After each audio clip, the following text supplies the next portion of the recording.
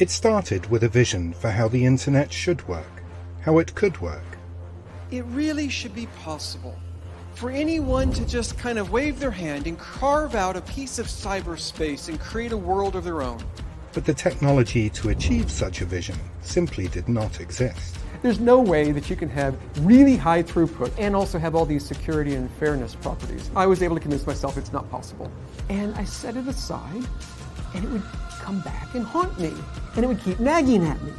And so I would pick it up again and set it aside again. And this kept going for years. 3 years later, Lehman had a breakthrough, the hashgraph consensus algorithm. In 2015, Manson Lehman founded Swirls to battle test the algorithm in private permissioned environments. And the following year, Lehman published a technical paper.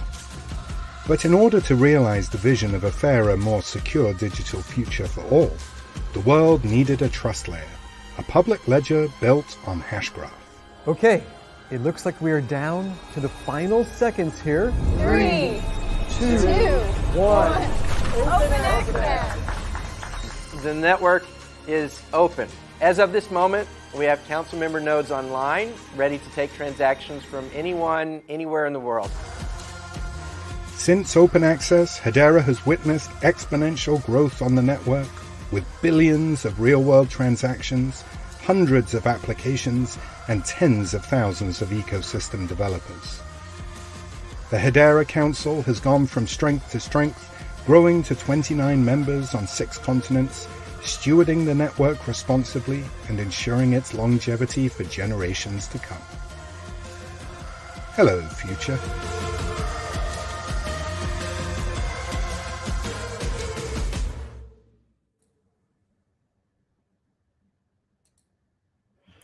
Hello, Hedera community, and hello, future. Welcome to the September 2024 community call. My name is Mika. I'm the community development here for Hedera. And today we have a lineup of 3 JavaScript superstars within the Hedera ecosystem.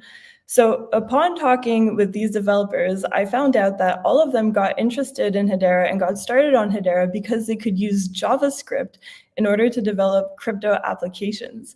And so today I will introduce them to you and have them share their stories with you. So if you're a JavaScript developer and interested in learning or building crypto applications, you can have some people to look up to.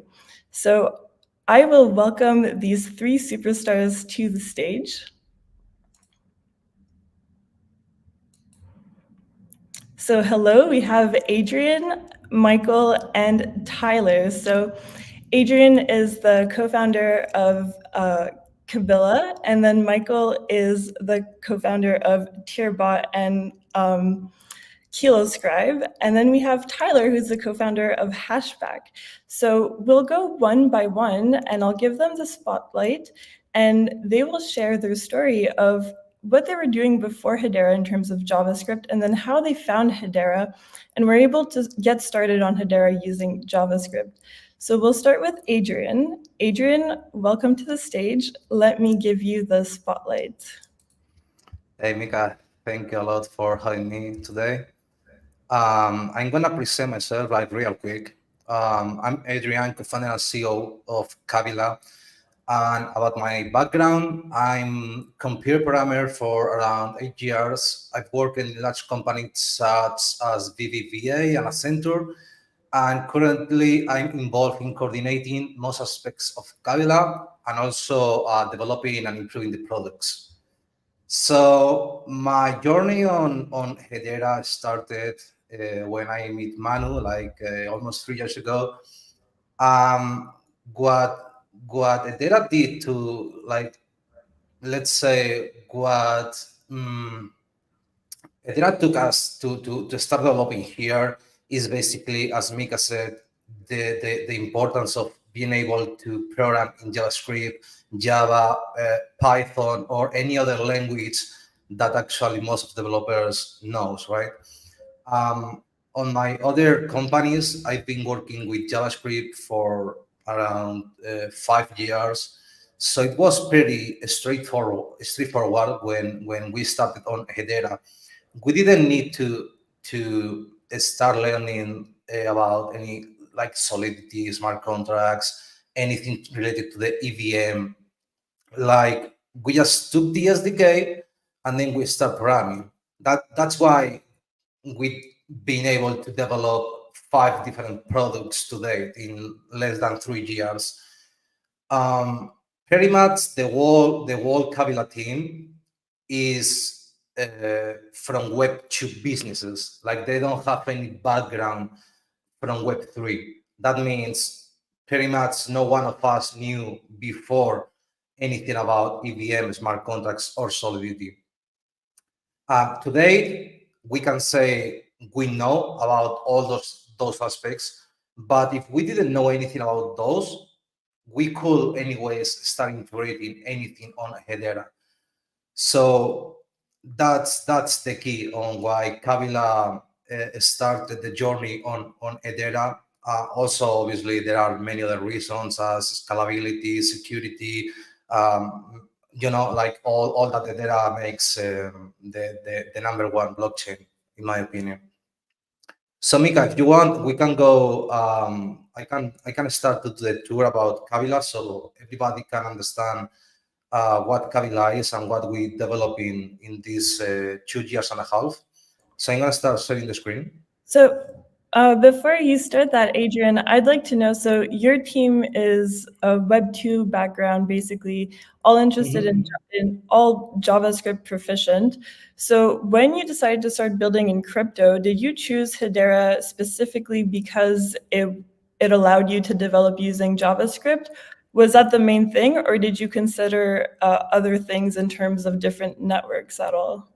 That's a good question. Like that was the main thing because basically, like if you have a good background on any of those languages, you can start building on Hedera. Like you don't need to learn new things, right?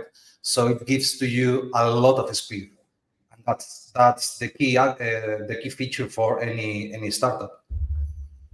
And so your first application was Kabila, is that right?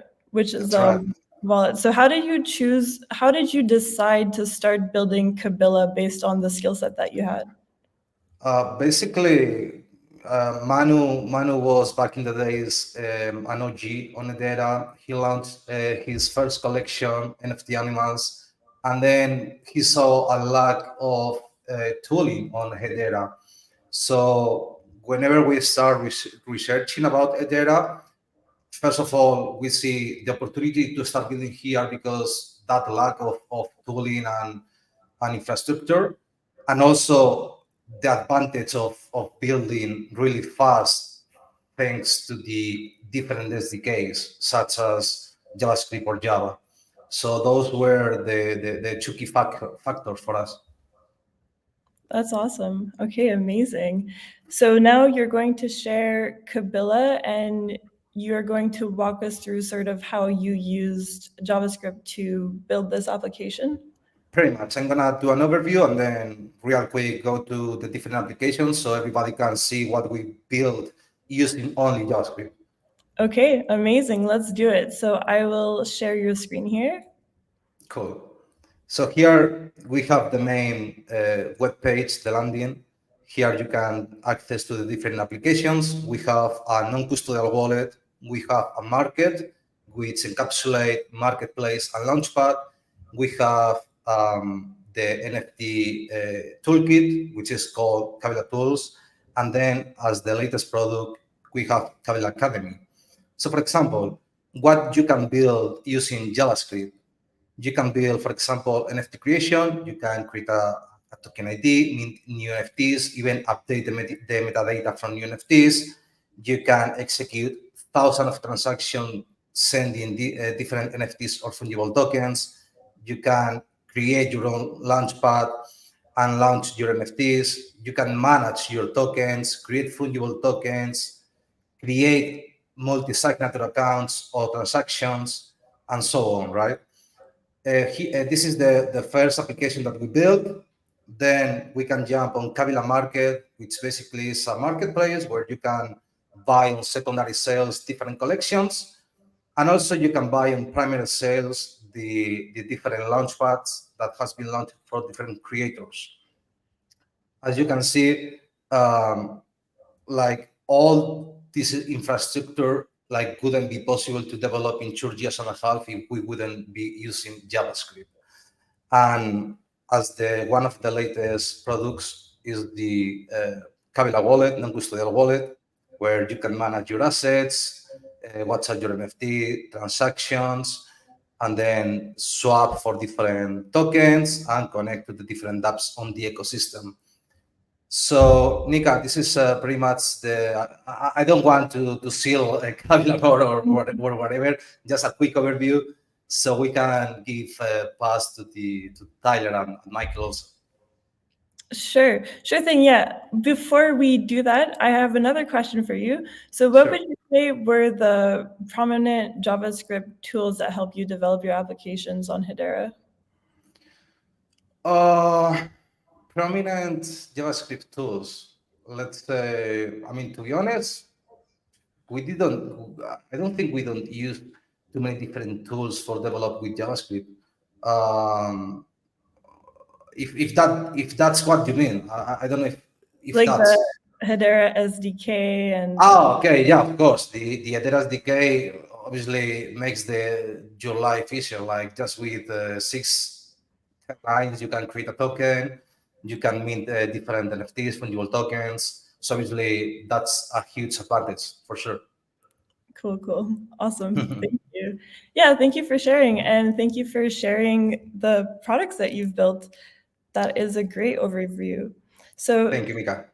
we will move on. Next, we will put Tyler in the spotlight. So Tyler, welcome to the spotlight. Would you like to give an introduction of yourself, how you got started with JavaScript in general, and then Hedera at a later date?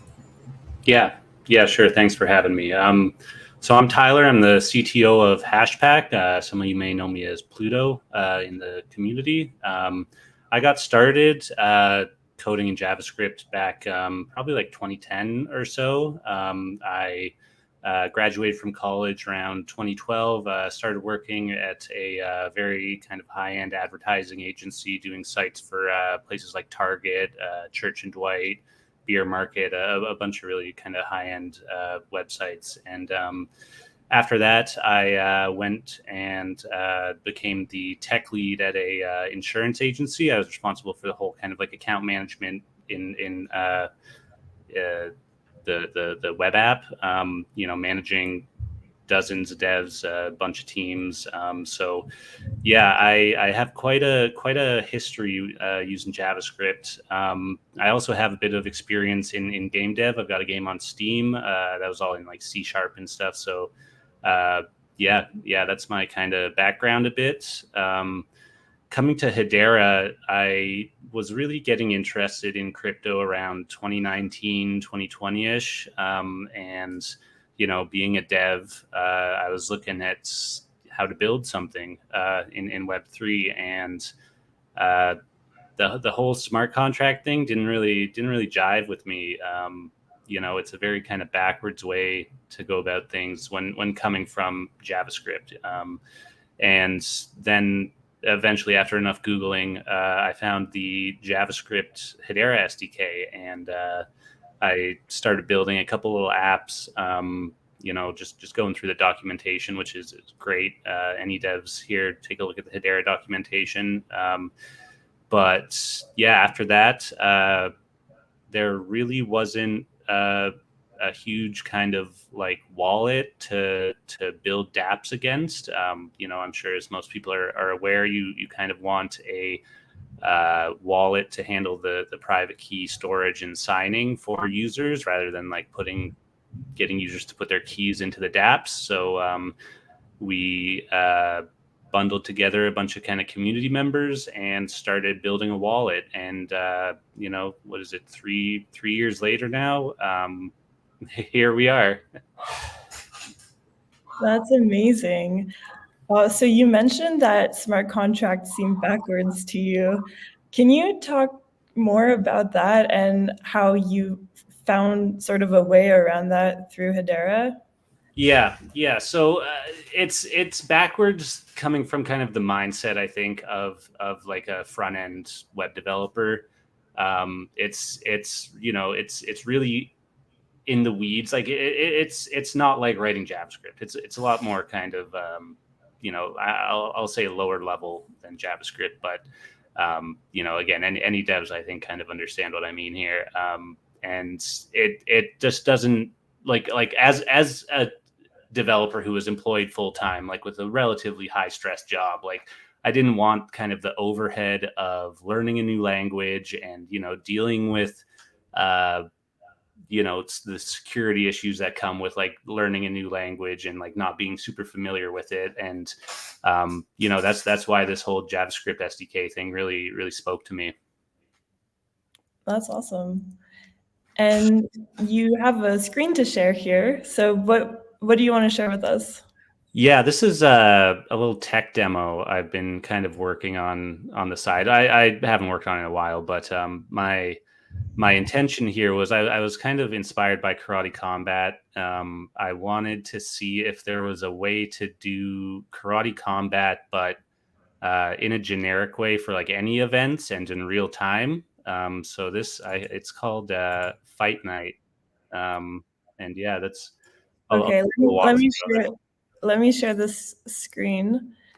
So, So oh, so sorry, go for ahead. those of you, yeah, so for those of you who don't know Karate Combat, can you elaborate more on sort of what you're trying to replicate here? Yeah, so Karate Combat is it's like a MMA fighting UFC type deal, and their app allows you to place bets on fighters, and then when the event's over, you get paid out depending on who won the fight, basically. And I essentially I believe it uses a lot of smart contracts in the background, so I wanted to kind of do a similar thing, but allow it to be used for any event, no smart contracts, and I whipped this up in a couple weekends.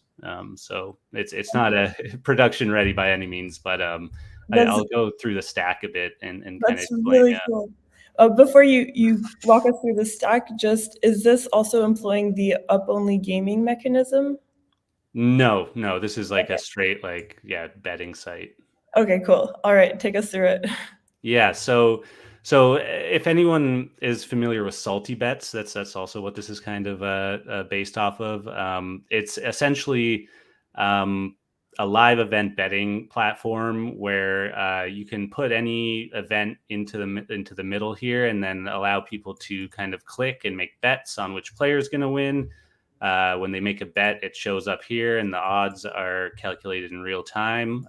Once the betting period's over, then the match plays out and someone wins, and then winners get paid. The really cool thing about this is that it's not like a static smart contract. So there's a Fight Night admin here, and so what this is it's like if you imagine how like when TV is happening, right? There's the people in the control room pressing all the buttons and stuff. That's essentially, this is the control room for the betting platform, and it allows you to set the state of the fight, create new fights. You see all the bets here. You can do payouts, and so it's kind of like you're orchestrating the event in real time.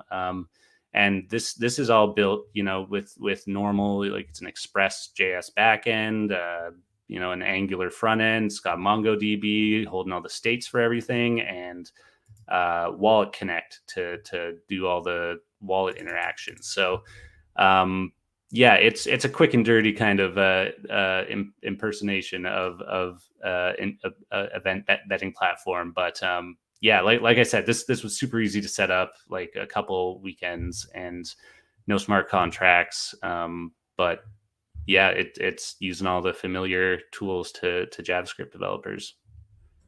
That is super cool, Tyler. Thank you so much for sharing that. And yeah, so I think this is a great example of something that can be built on Hedera using JavaScript. Do you have any other ideas of what new JavaScript developers coming in the ecosystem could do on Hedera that maybe is missing? So sports betting might be one. Do you have any other ideas?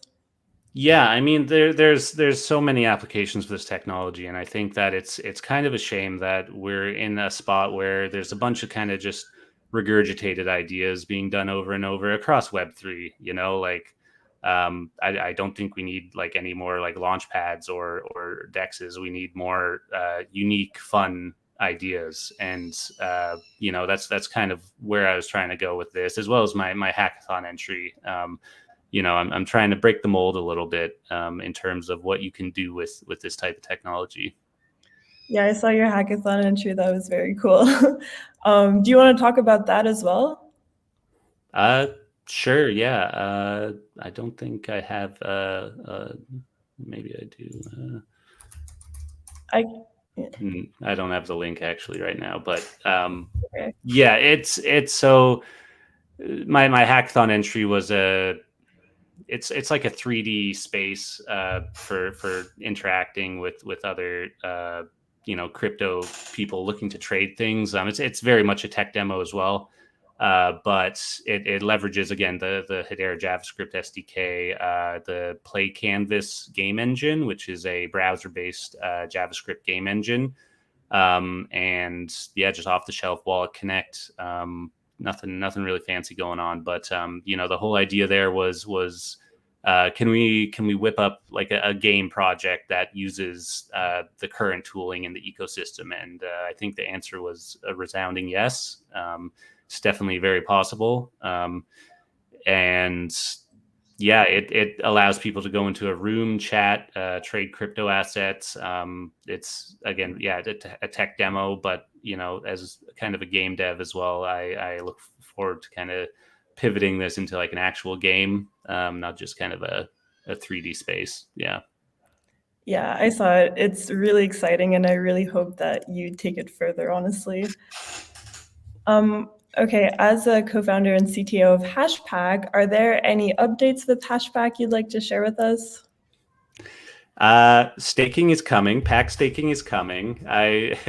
Sooner than I think a lot of people are speculating on in our Discord. But yeah, in terms of Hashpack, like we're working towards EVM compatibility with the Wallet Connect stuff. We're making really good progress on that. That's been something a lot of projects have been reaching out about. And yeah, in general, we're just kind of keeping going forward with kind of the same type of things we were always doing. But yeah, not a whole lot of alpha to share right now. I wasn't really prepared to share any alpha, but yeah. That's cool. Thank you. Thank you for sharing all of that with us. That was awesome. Okay, next superstar is Michael. So Michael, I will put you in the spotlight now. So hello, Michael. Thank you for joining the call. And just as with Adrian and Tyler, could you walk us through how you got started in JavaScript in general, and then how you found a home here on Hedera through JavaScript? Thanks, Mika. And awesome demo from Tyler. I haven't heard about this platform yet that he's built on the side, but it's so cool. Really, really interesting to see demos like that. I'm Michael, founder and CEO of Tierbot and KiloScribe. I'm also the co-creator of Hashimals on Hedera, which did 7.4 million plus transactions on the network. How I got started in JavaScript. So I've been in software for over a decade now. I guess I probably started around the same time as Tyler. Started doing it a little bit before college, went through college.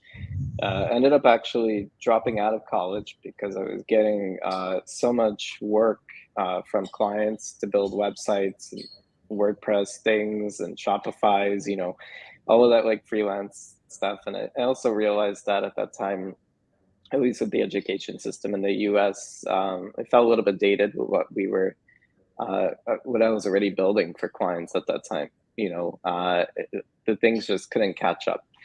And I originally actually started as a PHP developer. Like I was building out WordPress sites and things like that. But I eventually found my way into the JavaScript ecosystem. I worked for a number of pretty big companies. Most recently, before I started KiloScribe and Tierbot, I was working at a place called Finder, which is basically like the Australian version of NerdWallet. If you're from Australia, you probably see them on the TV all the time. And Finder, we were doing a whole bunch of really, really cool stuff. But suffice to say, I've been working with JavaScript for a long, long time, and above and beyond, it's my favorite language to really build in, just because you can go from prototype to something live really, really quickly. I also spent a lot of time building iOS applications using like Swift and Objective-C, and I can tell you that from building things in like Swift and Objective-C to building things in JavaScript, it's literally like night and day with how fast you can just execute, push a button, and have something sent out live. So yeah, that's kind of like my experience with JavaScript and how I got there today. In terms of my Hedera story, I was actually we started Tierbot EVM networks like Avalanche and Phantom as a rarity aggregator. And if you know, those networks are really, they're EVM based. You're not doing a bunch of stuff in JavaScript unless maybe you're interfacing your front end. But really, you're creating decentralized applications through something like Solidity. Solidity is really cool because it enables you to have that trustless end-to-end execution, which we absolutely need. I'll say that like first and foremost, we need something like Solidity because it enables trustless execution, and that's what decentralization is all about. You shouldn't have to trust somebody to execute the transaction for you, and it shouldn't be a black box on what the code that's being executed looks like. So with Solidity, you can perform multiple transactions at a time, execute them, and then you can look back at the source code if it's open and say, okay, yeah, this is exactly what it's doing, and this is exactly how it works. So that's the benefit of trustless execution. It's something that we need, and it powers things like DEXs, which are really important to decentralized networks like Hedera, for example. We look at applications like SaucerSwap, which are seamlessly running transactions all the time. On the flip side, I agree that like Solidity is a good first step, but it is very difficult to wrap your head around. It kind of feels like you're working with something like C#, right? Or Swift, which is more of like a strongly typed language. And you also run into limitations like building in Solidity, you have limits on how much memory you can have in a single function. When you're writing in JavaScript, that's not something you ever worry about. Like, how much memory can I allocate into a function? What? That's crazy. You have to think about how big your return types are. You have to think about the formatting of those types. And worst of all, you have to think about how big your smart contract is. If there is a certain kilobyte size that your smart contract goes up to, then you can't actually even deploy it, and you have to break it up. It gets very, very complicated very fast if you want to create complex applications. When you're building in JavaScript, you don't really run into those things. And that's kind of the benefit with Hedera, is because on Hedera, we have these Hedera native services, which means that you can submit transactions without a smart contract using the SDKs. Like, we have a JavaScript SDK. We also have like Java, PHP, and Rust SDKs, which means as a developer, if you're watching this, you can like literally start creating something in the programming language that you're comfortable in. I think far and beyond, maybe JavaScript currently is capturing a ton of the market share, but that's not the only way that you can submit those transactions. So I'd say that with Hedera, you'd be coming to a network where you have a whole bunch of flexibility on that side.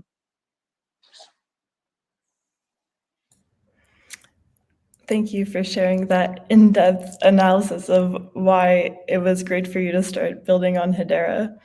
I just want to address the comments. So right now we are streaming via StreamYard, and we are streaming to both YouTube and X. So the total amount of viewers at this time is 2,060 people viewing this community call, which actually makes it the most attended community call that Hedera has ever had. So thank you everyone who is watching, and thank you to the speakers for being here. So the numbers are much lower on YouTube. I think most of the viewers are watching the X broadcast. That being said, if you have any questions for the speakers, you can post a comment either on YouTube or on the X broadcast, and it'll appear here for us to answer. So thank you, Michael. So I'd like to keep going with you in the spotlight because you've developed TierBot and KiloScribe. So can you talk to us more about that in terms of the stack that you use and what TierBot and KiloScribe actually are? Yeah, absolutely. So like I was saying, like recently, I think most of the stuff that we built is all in JavaScript, except for like smart contracts and things that we do actually deploy. But I enjoy building things in JavaScript quite a bit. We're big fans of like serverless, Next.js, Mongo, like the whole MERN stack has been really great and flexible. In terms of what we've built, actually, this was something that we launched during the hackathon. I helped co-create Hashnels when we originally launched the tooling on our website, TierBot. But for the hackathon, we decided, hey, this thing is huge. There's so much going on here. It deserves its own website. So we came up with a new brand, a new website called KiloScribe. And what KiloScribe does is it facilitates the ability of storing on-graph files and retrieving them effortlessly. Maybe I'll share my screen if that's okay. Yeah, sure. I don't see your screen here, but if you click, oh, there we go. You got it. Yeah. So as part of the hackathon, we created KiloScribe so that this is our brand new website, and it's all about storing and retrieving files through Hashnels and putting them on the graph. And we also launched this new gaming hub. So if you're a developer watching this, it might be something that's super interesting to you, because as part of our new standards, we've got this HCS3 standard, which finally enables you to go and ship and create experiences in games completely on chain. So even on this page, there's a live demo. I think it might not be loading because of my internet or something, but you can go and store a game or experience completely on the graph. So that means like your HTML, your JavaScript, your CSS, like every line of code you can go and store. And in this hub that we've built out, we have a bunch of code examples on how to implement the SDK. Oh, there we go. It's finally loaded. So you can see on the example here on the left, it's quite simple. It's just a little red box that kind of floats around back and forth. But this entire experience here that's actually embedded on the page is stored as a HCS1 file on a topic ID. So you can go in and literally pop in this URL and you can access it. So if you're a developer, you can create the whole same thing in just like 5 minutes and share it to millions of people. In the example, it's loading Three.js, Anime.js, and Rust Wasm. The cool thing is all those files that it's loading are separate files that are stored on graph as well. So Three.js, you inscribe it as a file, Anime.js, and Rust Wasm, that's over there. And the Wasm function is actually what's here, moving the little red block across the screen. So we have a bunch of examples in the Gaming Hub on how somebody can go and create their own game or experience, from loading resources to creating a full game and the actual SDK code that makes this possible. You can even click this boilerplate HTML tab, copy this exact HTML, pop it into a file, and then instantly have a basic version of a game running from the Gaming Hub. On top of shipping this new HCS3 recursion SDK, we also shipped something called Hashnels Wallet Connect, which is essentially a wrapper around the Hedera Wallet Connect library, which actually I think Tyler helped with quite a bit. Which we basically, like if you're creating a game and you want to retrieve somebody's balance or you want to submit a transaction, you might be jumping a lot of hoops to do that. With the Hashnose Wallet Connect library, it's as easy as literally like one line of code. So you can see the example here, like you just call connect wallet with your project ID and your metadata, and you can retrieve the person's account ID and balance. Same thing if you want to submit a transaction or if you want to retrieve messages from a topic ID. It just makes it really, really easy. And this is it's an open source library. We have a GitHub here where you can go and access it and install that SDK. As part of the hackathon, we also created 2 games that are available free to play, and also the full code of those games is open source, so you can go and copy them and use them however you want. So this is one of the example games that we created as part of this rollout. So if you've ever maybe played like Agar.io, this game might be really familiar to you. Basically, it's a space version of Agar.io, which enables you to kind of like go across the screen and you collect these blobs. And as you're collecting these blobs, your character gets bigger. So I'll show you a quick example of me playing this game. And you can see I'm like this little blob just floating through space. And this entire thing, again, was built in just JavaScript, HTML, and CSS. You can see all these other little blobs across the screen. Those are actually Hashnose that are being loaded in dynamically. You can see they have different images. And if I press the space bar, I can actually click into them and I can see that specific Hashnose. And if I want to, I can go and purchase it on a marketplace. And if I'm done playing, I can always go and connect my wallet and submit my score to the Hedera consensus service on this live leaderboard here, which shows everyone's scores and their account IDs as they've been playing the game.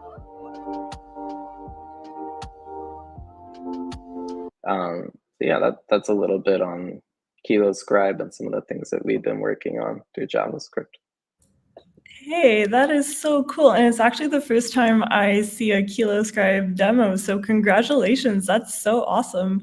And so in this game that you were just demoing, you said that the blobs were Hashnose. So how are the Hashnose featured in the game selected? Is it just like at random with all the Hashnose that exist, or? Yeah, it's totally at random. So we've developed a Hashnose numbers API, which will open up soon. So basically any developer will be able to do exactly this. There's an endpoint that retrieves random, like 200 of them, and it loads them into the game. At any point in Hashinova, I think you can have about 1,000 entities in there. So as your blob is like collecting them, absorbing them, more of them are being loaded into the screen randomly. That is awesome. And this is live, like anybody can go on this website right now? Yeah, anyone could go on. Yeah, anyone can go here. They go to the gaming hub, try the game, and all of this stuff is open source. So you can go into the HCS3 recursion SDK, and these games are there, the HTML files. So if you want to create your own version of it, you can totally do that. Like if you want to make it a forest theme instead of space, or swap out what's being collected, all the code is there. It's free and available and open source. That is so awesome. Thank you so much for that demo. Very excited about where this is going. Thanks, Micah. Cool. So I think, is that it for your demo? Yes, I can stop sharing now. Okay, cool. And is there anything you'd like to share about JavaScript development on Hedera? Anything more? Yeah, I think just overall, like if you're a developer watching this, what I would say is just come to Hedera, check out the SDKs on Hedera, the Hedera docs. I would say it's probably some of the best documentation that I've seen from any network. And I've looked around, and I think one of the biggest problems that we have in Web3 is a lot of this stuff just gets covered in word soup, right? We put these big words and confusing terms, and it just all feels like really like, what does this mean? I don't understand. Like, I'm a Web2 developer and I'm coming from a whole different world, and then you're throwing out words like hyperledger or like Hedera just does a really good job of dumbing it down and making it really easy to get started. And they teach those subjects. They have guides and tutorials and interactive examples. So that's really helpful for somebody that's coming from some of these other ecosystems, you know? Yeah, awesome. So how would you rate the learning curve? So if you're a JavaScript, and so I'm going to open up this question for everybody now. So if you're a JavaScript developer and you're starting to be interested in building crypto applications and you find Hedera, how would you rate the learning curve in terms of just being a JavaScript developer to then actually launching your first product on Hedera? I think especially now with like the advent of AI and the integrations with like ChatGPT and Claude, you can literally have your first dApp up in a few days if you wanted to. I think it's that easy. But I'm also speaking as somebody who's been doing this for over a decade. So I don't know, maybe it'll be a little bit more for you. You just spin up a new application, it'll work. Cool. Yeah. Also regarding the what you said, Mika, Hedera has a really good documentation as well. So going there and checking out all the different methods, all the different integrations is pretty straightforward as well. So I'm with Cantor. In a few days, will be ready. That's awesome. I think it's a little more complicated than maybe we're giving credit for. There's a lot of kind of concepts. Like the actual code part is easy, but the concepts, like what's a mirror node? You know, like how do I pay for someone's transaction? Like transaction fees. Like where do I store a private key in my dApp? Like things like that. I think are a little like you got to be a little careful, right? Because this is crypto. So you don't want to be careless, but it isn't that difficult when compared to other things. Yeah, so you're saying that the hardest part of the learning curve is actually learning the crypto aspect of it. Yeah, exactly. Yeah, that makes sense. And that actually allows for a question from the audience to come in quite nicely here. So this is a question from Stan. So what are your opinions on what the biggest hurdle is for developers to transition in mass to Web3? I can go. I can take that one first. So, in my opinion, one of the biggest problems right now is companies operating in Web3 does not generate enough revenue to expand and attract Web2 developers. That's the first point, in my opinion. In addition, medium and large corporations tend to move at very low pace, which makes difficult to transition from Web2 to Web3 as well. The adaptation progress is lengthy, and until they manage to implement the necessary changes, progress towards emerging technologies such as blockchain can be delayed by several years. For example, when I work at Accenture, I worked for them like 1 year. The company had 2 or 3 different projects based on blockchain, but the number of people assigned to them was very limited. Like if we talk about normal projects where you have a team about 20, 30 people. The blockchain team was like 2 or 3 people, right? So this reflects the slowness with which many traditional companies are exploring and adopting those technologies, which creates an additional barrier to transition their developers from Web 2 to Web 3. That's my point of view.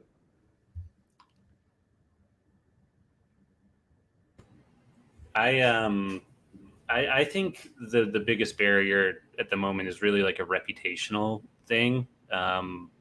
You know, if you go to any like developer forum and mention like crypto, like you get eviscerated, and it's that's not a good thing if you want adoption, especially from developers. But like I think we really need to kind of, as much as I love like DeFi and everything, like I think we really need to focus on what else can be done here that isn't like necessarily a financial thing, we've talked, Mika, before about like a stock photo site, for example, right? Where when you buy a stock photo, it's an NFT and you own that. And like, if you never used it, you can sell the rights to it to someone else or something, right? Like putting that kind of technology to use that isn't like in a way to make a user money, I think is what that's the thing that scares developers away is it being all a financial thing.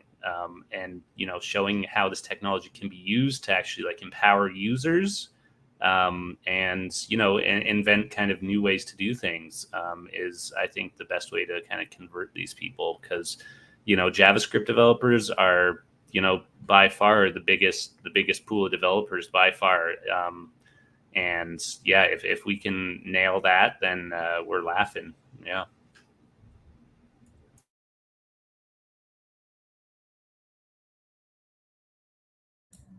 Solid points. Michael, do you have anything to add here? Yeah, I'm with the stock photos thing. Like I'm actually just shocked that it hasn't been done yet.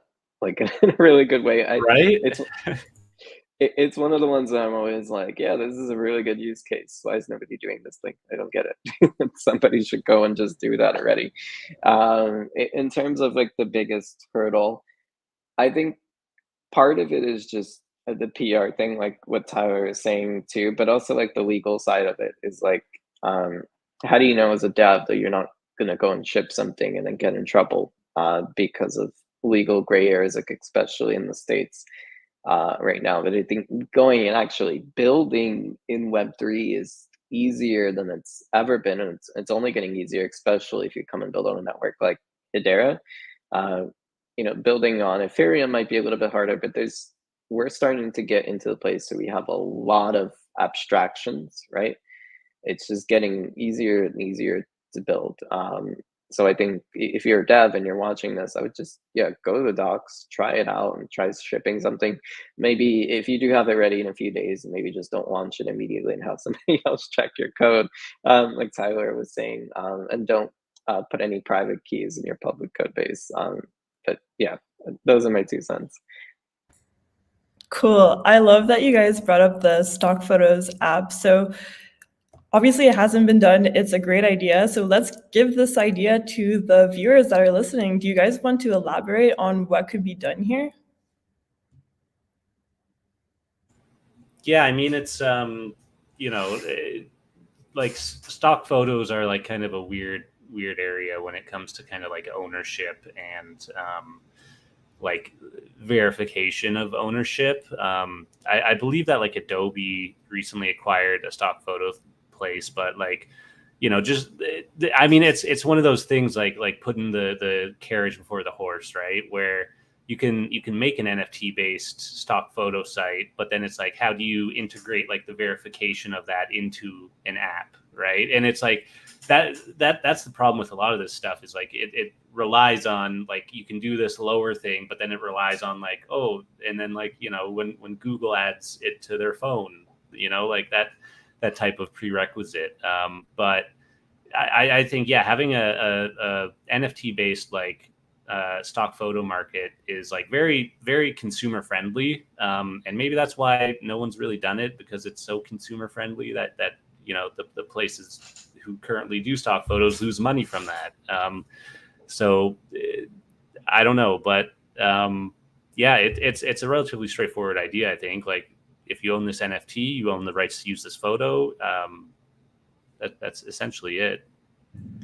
And when we spoke, you had also mentioned sort of abstracting the crypto part of it through Magic Link. Can you talk more about that? Because I thought that was super interesting.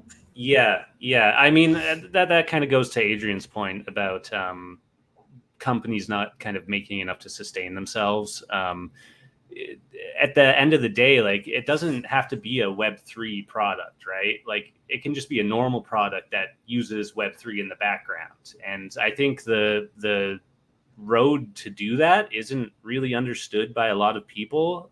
But using things like Magic Link, where it's like a email sign in, and then you get a crypto account in the background, and you don't even have to show that on DApp. But you can use that kind of familiar login flow and then have things be NFTs. But again, don't tell the users. Just don't tell them that it's an NFT. Like don't make it a Web3 product. Just make it a product, And I think that's the key to kind of success when it comes to these types of things, because like, web apps are profitable, but yeah, when you start advertising it as kind of a Web3 strictly product, you get, it's like you widen your user base at the start, but then it kind of like restricts it in the long term, because again, the reputational aspect of this stuff does kind of drive a lot of people away, unfortunately. But yeah, I think kind of obfuscating a lot of the crypto stuff behind things like Magic Link and familiar user experiences is kind of the way forward. Yeah. Yeah, I also go ahead, Adrian. Mika, I think one more thing to Tyler is using Magic Link is really good, but let's not forget about Direct. Like Direct, I think is gonna solve most of the problems for Web2 industry. Obviously, it's a long way because we need to develop too many different things. Also, Haspack joined the alliance recently.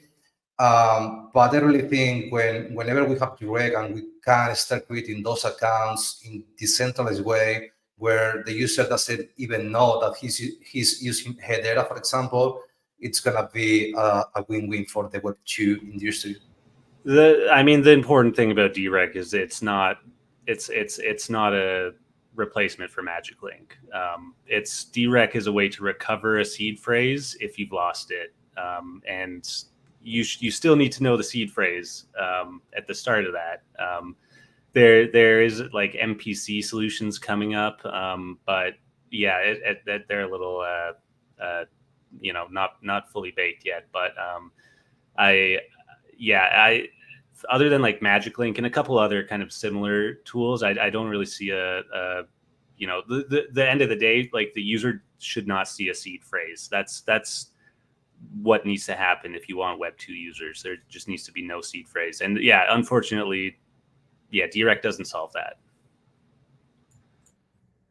Yeah, that's really interesting. It sounds like abstracting the entire Web3 experience is a solution for Web3 adoption.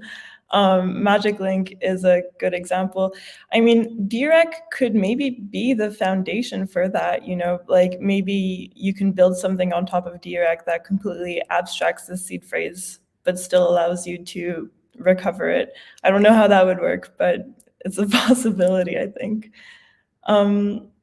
Okay, we have another question from a curious audience member. Is anyone here focusing on AI solutions? Okay, that's okay. I mean, you can't focus on everything, right? You become a specialist by focusing on what you're good at, so. Well, I think that's one of the things about Hedera, right? And I've spoken about this on a panel before. A lot of the times when you think about like AI and blockchain, like even just like thinking about those two words together, like anyone even presenting that, you take one look at them, like, what are you even talking about, dude? Makes no sense. AI and blockchain, you're talking about something that's literally like terabytes and even petabytes of data, and you're talking about blockchain, which is freaking expensive to put storage on. So in most cases, AI and blockchain doesn't really make sense if you're actually talking about being able to put the entire model, training parameters, and everything on chain so you can verify it. Because how do you verify the output if you don't have everything there? But on Hedera, I think it might actually be possible because one, transactions and storage are incredibly cheap. Like you can store a gigabyte of data for $200, right? So for a big AI company to roll out, they can start thinking, I've got this AI model and it's basically a black box, right? And nobody can trust or verify it. Well, maybe I can put it on the Hedera consensus service. So utilizing Hedera, you can actually start having these conversations. Maybe I'll put the entire model, the parameters and everything on the Hedera consensus service. Cool. So maybe that presents another thing. Well, you can go and create an L2 system, right? Which basically executes your AI model by reading it off of the Hedera consensus service. or even just uses it as a verification system. So you go and you type your prompt into like a decentralized chat GPT, and the outputs or the inputs are saved on Hedera consensus service. So then somebody can go back and they can say, hey, these are the inputs, these are the training parameters that we used. And I know for sure that based on those inputs, that this is how it came to that conclusion. So a lot of the problems that we see in AI today, like, oh, the AI is biased, right? It's got these parameters, it can't actually be accurate, it's not looking at this, right? Well, you can say, oh, it's actually verifiable. It's on the Hedera consensus service. So I think with DLTs like Hedera, you can actually start having conversations about AI and how that would look, and building out mechanisms to reward and incentivize execution.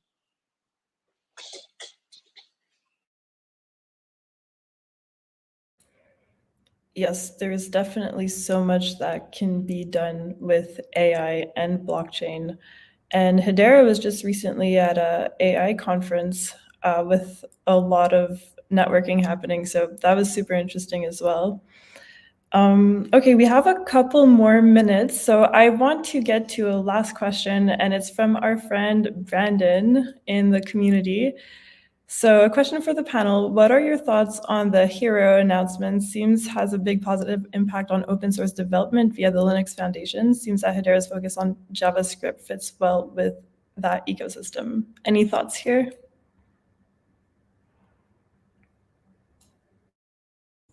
I think it's a cool. I haven't read into it that much, but I know we've been kind of chatting with the people involved in this for a bit, but that's more of a May thing. But I think it's a really cool step. You know, like the Linux Foundation is huge. You know, like the whole. It's huge. Like if you're a dev, like you've heard of the Linux Foundation, right? It's I'm interested to see how it shakes out and kind of what it means for, like, you know, people kind of like retail level open source, like because there's kind of like different levels of this stuff, right? Like there's like, you know, big corporate open source, and like, you know, the more like indie hacker open source. So I'm usually more focused on the indie stuff, but yeah, I think, you know, it's a great step, and yeah, it's bullish.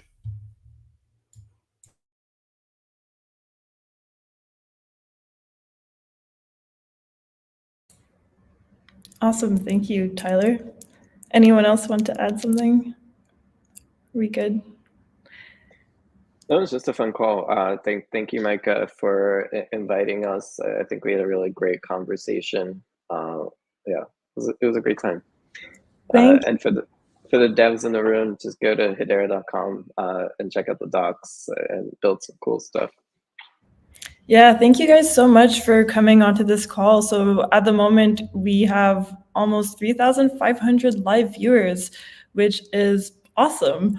Yeah, so for everybody listening, there have been some demos on this call. These demos will be available through the description in this YouTube video that will be posted shortly after.